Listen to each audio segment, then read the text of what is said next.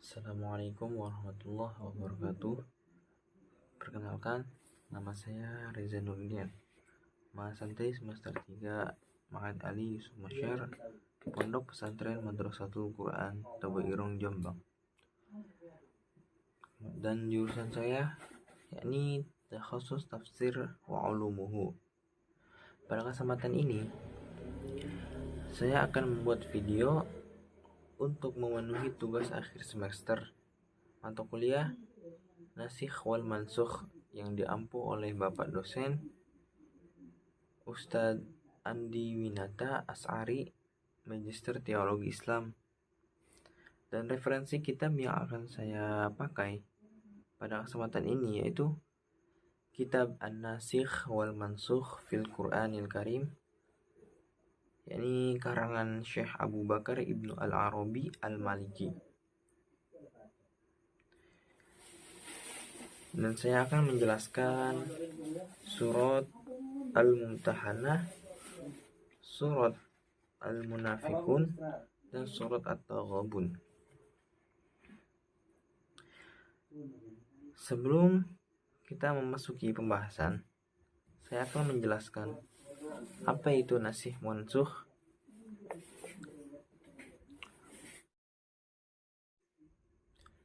Kemudian saya akan menjelaskan apa itu makna nasikh. Bismillahirrahmanirrahim. Makna naskhi.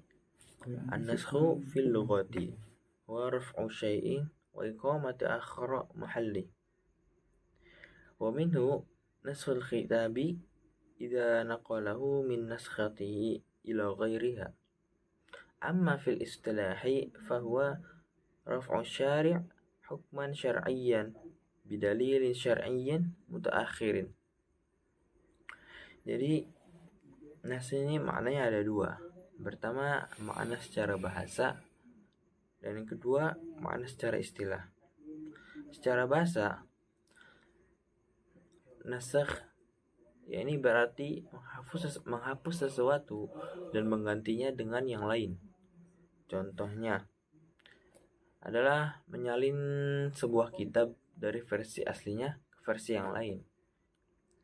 Sedangkan menurut istilah, nasikh berarti penghapusan suatu hukum syar'i oleh dalil syar'i yang datang setelahnya.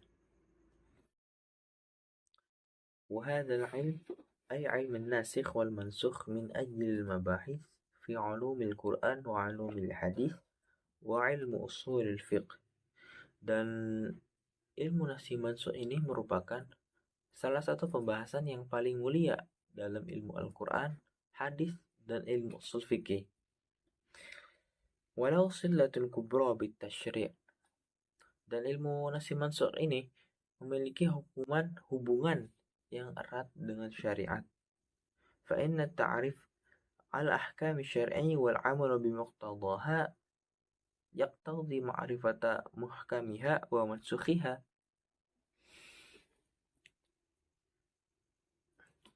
Karena memahami hukum-hukum syariat dan mengamalkannya mengharuskan kita mengetahui mana yang muhkam dan mana yang mansukh. Walidzalika fa innahu yurwa anna sayyidana Ali ibn Abi Thalib radhiyallahu anhu dakhala al-masjid fa idza rajulun yukhawwifu an-nas.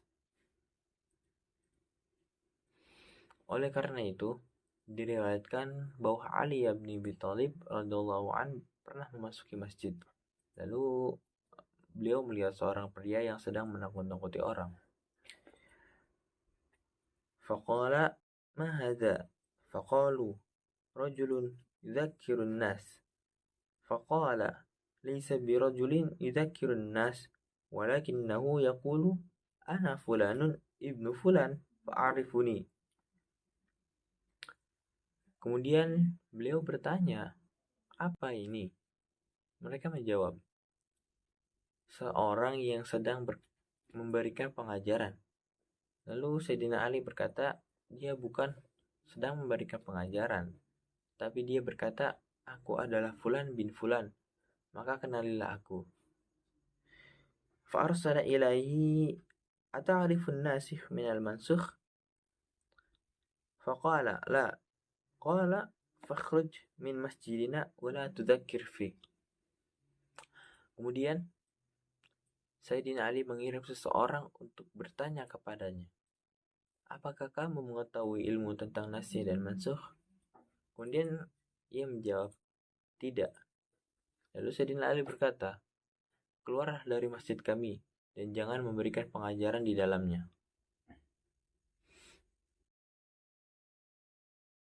وذلك مر رضي الله عنه بقاض يخص فقال أتعرف الناسخ من المنسوخ؟ فقال لا. فقال هلكت وأهلكت. Demikian pula Sayyidina Ali radhiyallahu an pernah melewati seorang qadhi yang sedang memberikan cerita. Kemudian beliau bertanya, apakah kamu mengetahui ilmu tentang nasikh dan mansukh? Kemudian dia menjawab, tidak. Maka Sayyidina Ali berkata, kamu telah binasa dan membinasakan orang lain. Al-wajib ala kulli alim ilmi ذلك لئلا يوجب على نفسه وعلى عباد الله أمرا لم يوجبه الله. Jadi wajib bagi orang yang berilmu untuk mengetahui nasikh mansukh supaya tidak mewajibkan terhadap dirinya sendiri dan terhadap hamba-hamba Allah terhadap sesuatu yang tidak Allah wajibkan.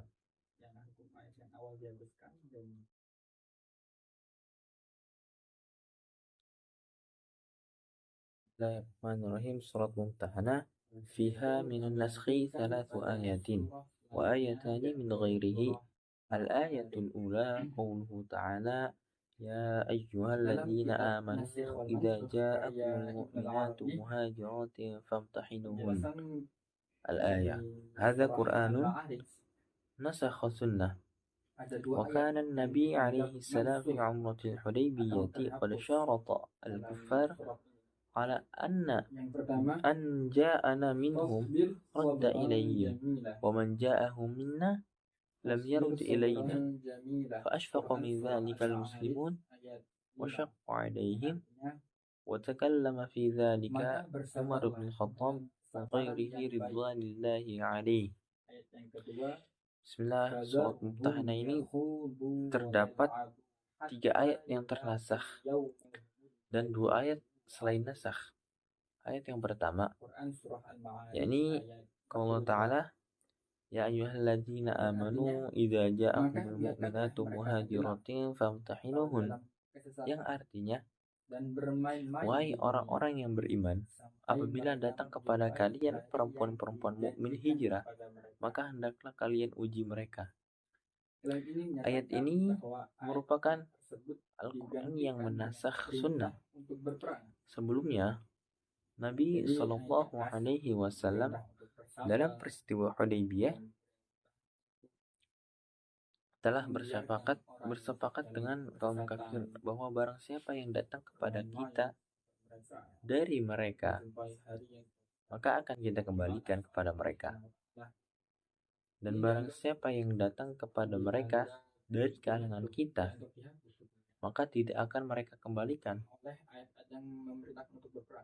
Dan para kaum muslim merasa khawatir dan sedih atas perjanjian tersebut. Dan Umar bin Khattab serta yang lainnya pun menyampaikan pendapatnya.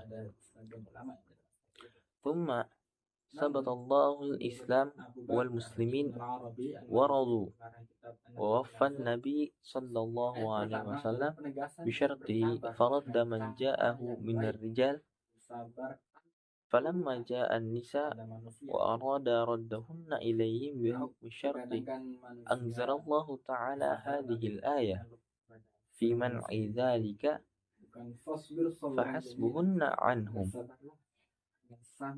فمن آيات النبي صلوات الله عليه ومعجزاته أن الله تعالى قبض ألسنة الكفار عن رسوله فلم يصبه أحد من الكفار إلى الغدر ولا أضاف إليه nukthan fil uhud.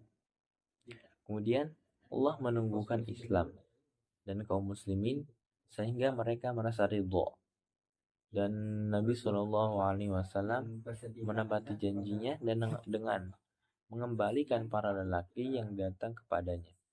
Namun ketika para perempuan yang datang dan beliau hendak mengembalikan mereka sesuai dengan perjanjian, Allah menurunkan ayat ini yang melarang hal tersebut sehingga beliau menahan mereka.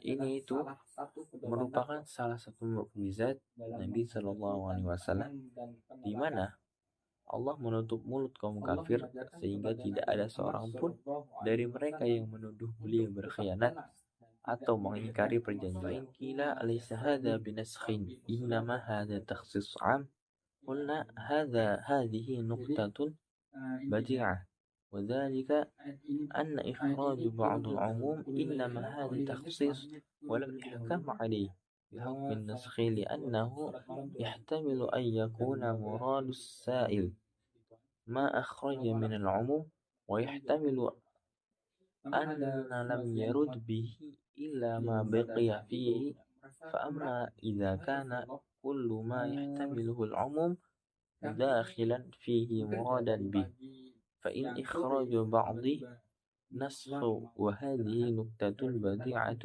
ومسألة مفيدة والله أعلم. Jadi dikatakan bahwa ayat ini bukan nasakh melainkan takhsis am. Maka kami katakan ini adalah suatu penjelasan yang menarik, yang dimana mengeluarkan sebagian dari keumuman itu adalah takhsis dan tidak serta merta dikatakan nasakh, karena masih mungkin yang dimaksud oleh si sa'il atau penanya adalah apa yang dikeluarkan dari keumuman tersebut. Namun jika semua yang dapat ditanggung oleh keumuman itu yang dimaksudkan, maka mengeluarkan sebagian darinya adalah nasakh. Ini adalah suatu penjelasan yang menarik dan masalah yang bermanfaat. Wallahu a'lam. Al-ayatu tsaniyah wa hiya ba'dun min al-ula qawluhu ta'ala lahunna hillun lahum wa lahum yahilluna lahun. Qala al-qadhi Muhammad bin al-Arabi radhiyallahu anhu hadhihi mas'alatun qaribatun من النسخ وهي أن المشركين كانوا ينكحون المسلمات ويمسكون بعصمهم حتى كانت زينب بنت رسول الله صلى الله عليه وسلم تحت كافر وهو أبو العاص ابن الربيع فنسخ ذلك بهذه الآية وقطع نكاح المشركين المؤمنات وكان هذا نسخا للإقرار بالأقوال وهو من قريب النسخ إذا الإقرار كالقول في إثبات حكم الشرع فنسخ كما نسخ القول لأن له حكم القول. Ayat yang kedua ini yaitu sebagian dari ayat yang berbunyi lahun hillu lahum wa lahum yahilluna lahun, yang artinya tidak halal bagi mereka, yaitu orang kafir, terhadap mereka perempuan mukmin, dan tidak pula halal bagi mereka, yaitu perempuan mukmin, terhadap mereka kafir. Qadhi Muhammad bin Arabi rahimahullah berkata, masalah ini hampir serupa dengan nasakh, yaitu bahwa dahulu orang-orang musyrik menikahi perempuan-perempuan muslim dan memegang tali perkawinan mereka. Seperti halnya Zainab binti Rasulullah Shallallahu Alaihi Wasallam pernah menikah dengan seorang kafir yaitu Abu Al-As bin Ar-Rabi'. Maka ayat ini menghapuskan hal tersebut dan memutuskan pernikahan antara orang musyrik dengan perempuan mukmin. Ini merupakan nasakh terhadap pengakuan dengan ucapan, dan ini termasuk dalam kategori nasakh yang hampir, karena pengakuan seperti ucapan dalam menetapkan hukum syariat. Al-ayatu tsalitsah qauluhu ta'ala wa in fatakum syai'un min azwajikum ilal kuffari fa'aqabtum fa'atul ladzina dhahabat azwajuhum mithla ma anfaqu. Al-ayah. Ayat yang ketiga yaitu yang artinya, dan jika sesuatu dari istri-istri kalian telah hilang kepada orang-orang kafir, maka balaslah mereka dengan memberi kepada orang-orang yang istrinya telah hilang, seperti apa yang telah mereka nafkahkan. Qala ba'duhum al-muradu bihadhihi al-ayati in irtaddat imra'atun minkum fadhhabat minkum ila al-kuffar a'tu zawjaha mithla ma anfaqa 'alayha, yani min sadaqat min sadaqin thumma nasakhallahu dhalik wa ikhtalafa fi naskhihi ala thalathati aqwal. Al-awwal annahu mansukhun bil qawlihi wa'lamu annama ghanimtum min syai' al-anfal. Al-thani annahu mansukhun bi ayatil qital. Al-thalith anna ayatan bara'ah naskhatu ahkam hadhihi surah. Jadi beberapa ulama berpendapat bahwa maksud ayat ini adalah jika seorang wanita dari kalian murtad dan pergi kepada orang-orang kafir, maka berikanlah kepada suaminya seperti apa yang telah ia nafkahkan untuknya, yaitu mas kawin. Namun, Allah telah menghapuskan hukum ini. Terdapat 3 pendapat mengenai ayat mana yang menasakh ayat ini. Yang pertama, pendapat pertama dinasakh oleh ayat wa'lamu annama ghanimtum min syai', yang artinya ketahuilah bahwa apa saja yang kalian rampas. Pendapat kedua dinasakh oleh ayat Qital. Pendapat yang ketiga bahwa ayat Bara'ah, yaitu ayat yang menyatakan keharaman berteman dengan orang kafir, itu telah menasakh seluruh hukum dalam surat ini.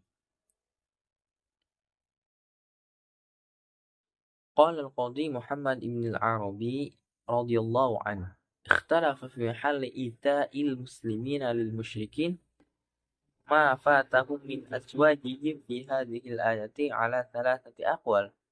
Al-awwal annahum yutuna min mahrin in wajaba lil kuffari aidan.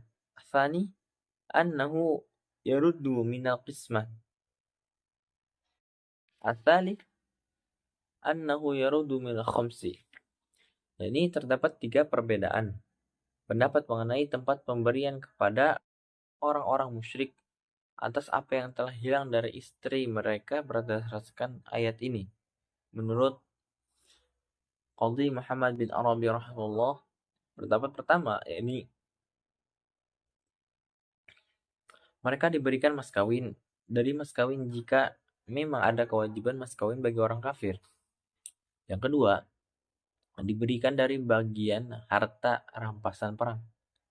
Yang ketiga, diberikan dari bagian harta yang wajib dikeluarkan sebagai zakat.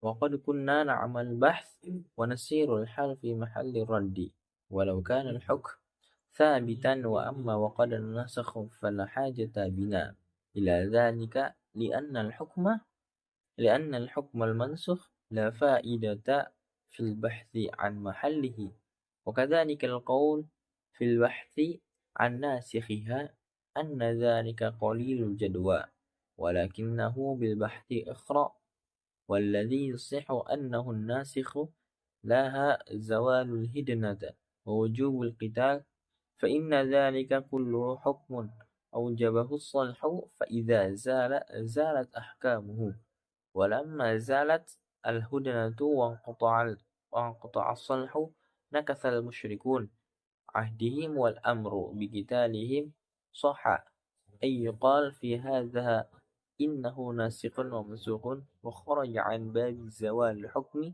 بزوال وقته أو محله والله أعلم. Jadi sesungguhnya kami telah melakukan penelitian dan menelusuri masalah ini sampai pada kesimpulan bahwa hukum tersebut tetap berlaku meskipun kemudian dinasakh. Akan tetapi jika sudah dinasakh, maka tidak perlu lagi kita meneliti tempat hukum tersebut, karena hukum yang telah dinasakh tidak ada manfaatnya untuk diteliti. Begitu pula halnya dengan penelitian tentang nasakhnya, bahwa itu adalah sesuatu yang sedikit manfaatnya, namun lebih baik jika diteliti. Yang benar adalah bahwa nasakh terhadap hukum tersebut adalah berakhirnya perjanjian damai dan wajibnya berperang. Karena semua hukum ditetapkan berdasarkan perjanjian damai, maka jika perjanjian damai berakhir, maka seluruh hukumnya pun berakhir. Dan jika perjanjian damai telah berakhir dan perjanjian dilanggar oleh orang-orang musyrik, maka perintah untuk memerangi mereka menjadi sah. Maka dapat dikatakan bahwa hal ini tidak terdapat nasakh dan mansukh, dan keluar dari kategori berakhirnya hukum karena berakhirnya waktu atau tempatnya. Wallahu a'lam. Wa fiha ayatani. Dalamnya terdapat dua ayat. Ihdahuma qawluhu ta'ala la yanhakumullahu 'anil ladzina lam yuqatilukum fid din. Za'ama Qatadah annaha mansukhatun bi ayatil qital wa qad bayanna fiha fima taqaddama min suratil mujadalati annaha muhkamatun. Wallahu a'lam. Di dalamnya terdapat dua ayat. Salah satunya adalah firman Allah yang artinya Allah tidak melarang kamu untuk berbuat baik kepada orang-orang yang tidak memerangi kamu karena agama. Qatadah berpendapat bahwa ayat ini dinasakh oleh ayat-ayat tentang perang. Namun, sebagaimana telah kami jelaskan sebelumnya dalam surat Al-Mujadilah, ayat ini adalah ayat yang tetap berlaku dan tidak dinasakh. Wallahu a'lam. Al-ayatu tsaniyah qauluhu ta'ala wa la tumsiku bi'isamil kawafir. Qala ba'duhum ya mansukhatun biqaulihi ta'ala wal muhsanatu minal ladzina utul kitaba min qablikum wa hadha laysa binaskhi wa innama huwa takhsis in kana qawluhu ta'ala wa la tumsiku bi'asamil kawafiri 'aman fi kulli kafiratin wa in kana al-muradu bihi al-kafirina 'abdatul awthan على مقتضي سياق الآيات وأن خارجة مخرج أهل المهادنة وهم المشركون فالآية محكمة فأما النسخ فلا سبيل إليه فيها والتخصيص أقرب إليها والله أعلم. Ayat kedua adalah firman Allah, dan janganlah kamu mengawini wanita-wanita musyrik. Sebagian ulama berpendapat bahwa ayat ini dinasakh oleh firman Allah, yakni wal muhsanatu minal ladzina utul kitab min qablikum. Jadi perempuan yang artinya dan perempuan-perempuan yang suci dan orang-orang yang diberi kitab sebelum kamu. Namun ini bukan merupakan nasakh melainkan takhsis. Jika firman Allah, dan janganlah kamu mengawini wanita-wanita musyrik, bersifat umum untuk semua wanita musyrik, maka jika yang dimaksud adalah wanita musyrik penyembah berhala sesuai dengan konteks ayat-ayat sebelumnya, yaitu orang-orang musyrik yang daripada nasakh dalam hal ini. Wallahu a'lam. وهم قال بعضهم في قوله تعالى يا أيها النبي إذا جاءك المؤمنات يبايعنك على ألا يشركن بالله شيئا الممتحنة أنه منسوخ إذا ليس على الإمام أن يشترط في المبايعة هذا. Mereka ulama yang lain juga mengatakan tentang firman Allah, wahai Nabi, apabila datang kepadamu perempuan-perempuan mukmin yang berbaiat kepadamu bahwa mereka tidak akan mempersekutukan Allah dengan sesuatu apapun, bahwa ayat ini dinasakh karena seorang imam tidak perlu mensyaratkan baiat. Qala Ibnu al-Arabi radhiyallahu anhu man za'ama anna hadha mansukhun yaftaqiru ila bayanin nasikh wa la yajzi ma dzakarahu ay yuqal أن يقول ليس عن الإمام أن يفعل هذا لأنه كلام لا يغني بالمقصود إذ يقال له ولم ارتفع على الإمام ما كان فعله إمام الأئمة وإنما يقال إن النبي صلى الله عليه وسلم كان إذا بايع رجلا أو رجالا أو امرأة أو نساء بين لهم شرائع الدين وعرفهم بأصول تكليفه ليدخلوا فيه على بيان وليلتزموه على علم. قال الله تعالى لتبين للناس ما نزل إليهم النحل وأوكده الإيمان وأصوله وأوكدها حالة حين الدخول فيه. وقد قال علماؤنا إنه صلى الله عليه وسلم إنما خص الناس هاهنا ببيان المنهيات دون المأمورات لأنهن أوكد وأدوم ولأن النساء يقعن فيهن أكثر.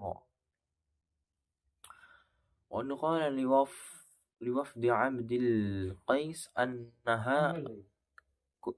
أنهاكم عن